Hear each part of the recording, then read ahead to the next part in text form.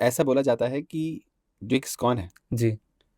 वो एक बहुत वेल प्लान्ड बिज़नेस है, अच्छा। हुँ, जिसको आईआईएम्स वाले, आईआईटीएन्स वाले हुँ, प्रॉपरली सिस्टम्स के साथ इसको हुँ, चला रहे हैं हुँ, हुँ, और एक तरह से स्पिरिचुअलिटी के नाम पे हुँ, पैसा कमाया जा रहा है। हुँ, क्या ये हुँ। सही है? तो इस क्वेश्चन के अलग-अलग लेवल पे आंसर हो सकते हैं। सबसे पहले वेल प्लान्ड सिस्टम। तो आप देखते हैं कि कोई भी ऑर्गेनाइज़ेशन है, आप स्कूल देखिए, कंपनियाज़ देखिए, किसी भी सिस्टम को चलाने के लिए उसमें मैनेजमेंट, ऑर्गेनाइज़ेशन, प्लानिंग ये बहुत ज़रूरी है। तो भगवद गीता जो इस्कॉन है उसके 7 पर्पज़, 7 पर्पज़ ऑफ इस्कॉन। जब इस्कॉन को एस्टेब्लिश किया गया श्रील प्रभुपाद जी ने, तो उसमें बताया कि भगवद गीता की शिक्षाओं को समुदाय में सिस्टमैटिकली ऑर्गेनाइज तरीके से फैलाना। तो अभी जैसे आईआईटीएन्स हैं, आईएम्स से पास आउट हैं या डॉक्टर्स हैं, इंजीनियर्स हैं, तो अभी ये जो ब्रेन है, जो एक समाज की क्रीम है या टॉप ब्रेन है, वो कहीं ना कहीं तो ब्रेन यूज होने वाला है ना? या तो पैसे बनाने में यूज होगा, या कहीं कहीं तो टेररिज्म को बढ़ाने में यूज हो रहा है ना? कहीं कहीं देश को बढ़ाने में यूज़ हो देश रहा को है। बढ़ाने में यूज हो रहा है। तो स्पिरिचुअल एजुकेशन को अच्छी तरह से वेल प्लानिंग तरीके से कैसे फैलाया जाए, उसके लिए ब्रेन चाहिए। जैसे भगवद गीता भगवान ने किसको सुनाया? अर्जुन को सुनाया। अर्जुन एक समाज के लीडर हैं, क्षत्रिय हैं। भगवद गीता को उससे पहले सूर्यदेव को सुनाया गया, जो कि पूरे प्लानिट के क्या हैं? राजा हैं। तो भगवद गीता एक्चुअली लीडर्स के लिए, पहले लीडर्स के लिए। अगर लीडर्स समझेंगे तो सबऑर्डिनेट भी अपने आप समझेंगे। तो इस्कॉन में ऐसा देखा जाता है कि जो एजुकेटेड लोग हैं वो जुड़ते हैं और प्रॉपर प्लानिंग करके भगवद गीता को स्प्रेड करते हैं, तो उसकी ज़रूरत है, उसकी आवश्यकता है। आप अभी किसी स्कूल में जाके अगर बोलेंगे, पूछेंगे कि आप फिजिक्स, केमिस्ट्री, बायोलॉजी को बहुत सिस्टमेटिक तरीके से, वेल प्लानिंग तरीके से उसको स्प्रेड कर रहे हैं, इसकी क्या आवश्यकता है?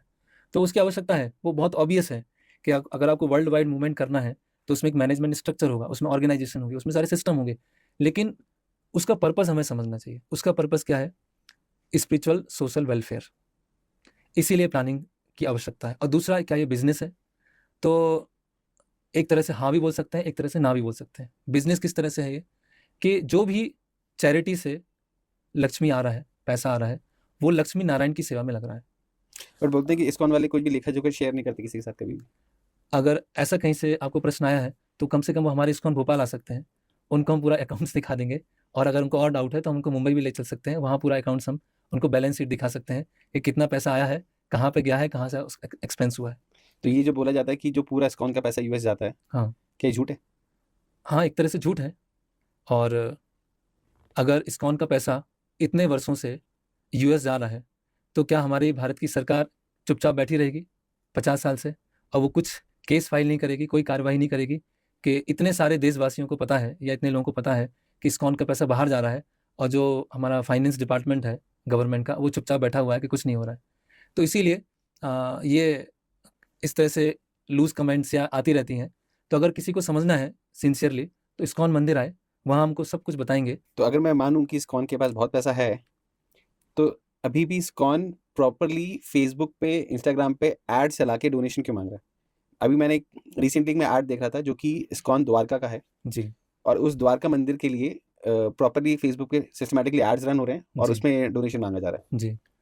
तो एक्चुअली इस्कॉन का जो मैनेजमेंट है, शिला प्रभुपाद जी ने डिसेंट्रलाइज रखा है, लोकल मैनेजमेंट रखा है। जैसे इस्कॉन भोपाल है, तो यहाँ आने वाले समय में मंदिर बनेगा, तो उस मंदिर के लिए जो पैसा है वो बाहर से नहीं आएगा। बाहर से मतलब ना तो भोपाल के बाहर से आएगा, ना इंडिया के बाहर से आएगा।